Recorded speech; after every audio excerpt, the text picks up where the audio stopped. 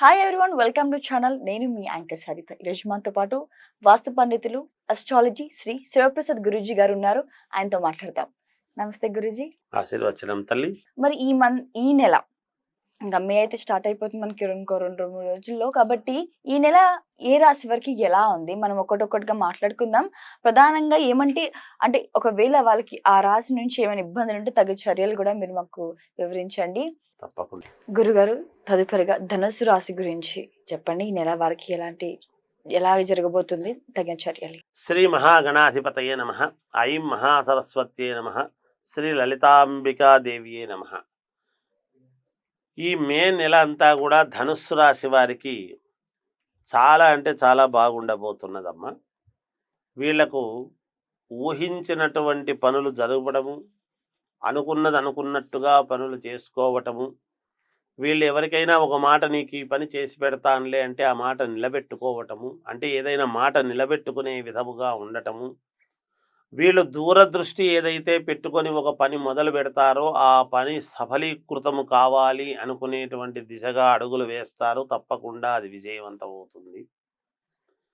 దైవారాధన అనేటువంటి దాని విషయంపై కొంచెం ఎక్కువగా దృష్టి పెట్టడం జరుగుతుంది ఈ మాసంలో. వీళ్ళు ఏది ఏమైనా వీళ్ళు నలుగురిలో పూజింపబడేటువంటి విధానముగానే ఉంటుంది, గౌరవించేటువంటి విధానంగా ఉంటుంది. వీళ్ళ మాటకు గౌరవం పెరుగుతుంది, వీళ్లకు గౌరవం పెరుగుతుంది, వీళ్ళు చేసేటువంటి పనికి గౌరవం పెరుగుతుంది.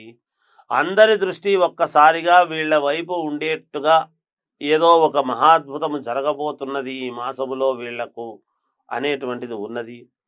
ధనము యథావిధిగా రావటం జరుగుతుంది. వచ్చేది ఎలాగో వస్తూ ఉంటుంది. సరే, వెళ్ళేది ఖర్చులు కూడా ఉంటాయి, అలాగే ఖర్చులు కూడా పెడుతూ ఉంటారు.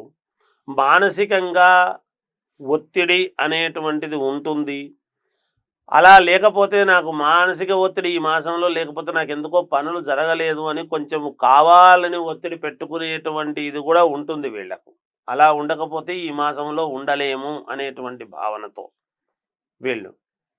అలాగే వీళ్ళు ఏది అనుకున్నా, ఏ మాట అనుకున్నా సిక్స్త్ సెన్స్ లాగా ముందే వీళ్ళకు కొంచెం అబ్బాయి ఈ పని అవ్వబోతుంది మనం అనుకున్నది అనేటువంటిది ఎక్కడో ఏదో ఒక రకంగా వీళ్లకు తెలియజేయడం అనేది జరుగుతుంది గాక. ఇక భూముల వలన, పిత్రార్జితము వలన, మాతృ ఆర్జితము వలన కొంత కలిసొచ్చేటువంటి విధానముగా ఉన్నది. కొన్ని క్షేత్రాలకు తిరగటం జరుగుతుంది. దైవారాధన అనేటువంటి వీళ్లకు పూర్తిగా ఉంటుంది, దైవము ఆరాధన. ఇక విద్యార్థులకు చాలా యోగవంతముగా ఉన్నది. విదేశాలకు వెళ్ళాలి అనుకునేటువంటి వాళ్ళు ప్రయత్నాలు చేసి వెళతారు. తప్పకుండా వెళ్ళే యోగము ఉంది, తప్పకుండా ఉంది, ముందుకు వెళతారు. వ్యాపారాలు యథావిధిగా చేసుకుంటారు, మంచి లాభాలతో వ్యాపారాలు చేసుకుంటూ ఉంటారు. ఇక ఈ బోధనలు చేసేటువంటి స్థాయిలో లెక్చరర్లు కానీ, ప్రొఫెసర్లు కానీ, టీచర్లు కానీ ఇలాంటి వాళ్ళల్లో ఒకరికి బోధించేటువంటి ఇది ఉండేటువంటి వాళ్లకు మంచి గౌరవము, విలువ, సన్మానాలు చేయించుకునేటువంటి విధానముగా మంచి గౌరవాలు పొందుతారు వీళ్ళు. సినిమా రంగంలో ఉండేటువంటి వాళ్లకు అనుకూలముగా ఉన్నది.